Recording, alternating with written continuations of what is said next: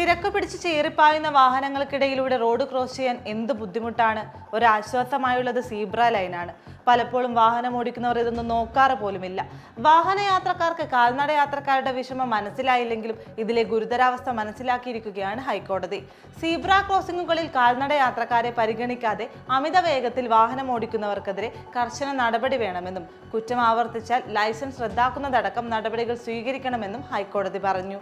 Driving licence നൽകുന്നതിലെ road ടെസ്റ്റിൽ ഇതുകൂടി ഉൾപ്പെടുത്തണം.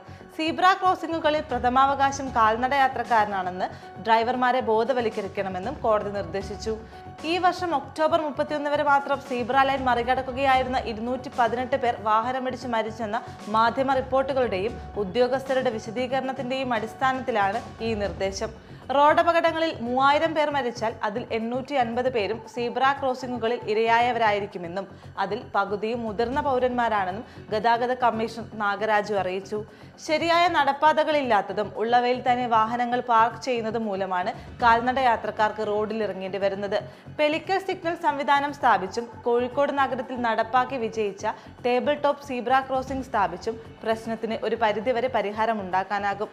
നിരത്തുകളിൽ പ്രധാന പരിഗണന കാൽനട യാത്രക്കാർക്ക് നൽകണമെന്നാണ് ഗതാഗത നിയമത്തിൽ പോലും പറയുന്നത്. അതേസമയം സാമാന്യ യുക്തി ഉപയോഗിച്ച് വാഹനയാത്രക്കാരെ ബുദ്ധിമുട്ടിക്കാത്ത വിധം കരുതലോടെ സഞ്ചരിക്കേണ്ടത് കാൽനട യാത്രക്കാരുടെയും കടമയാണ്.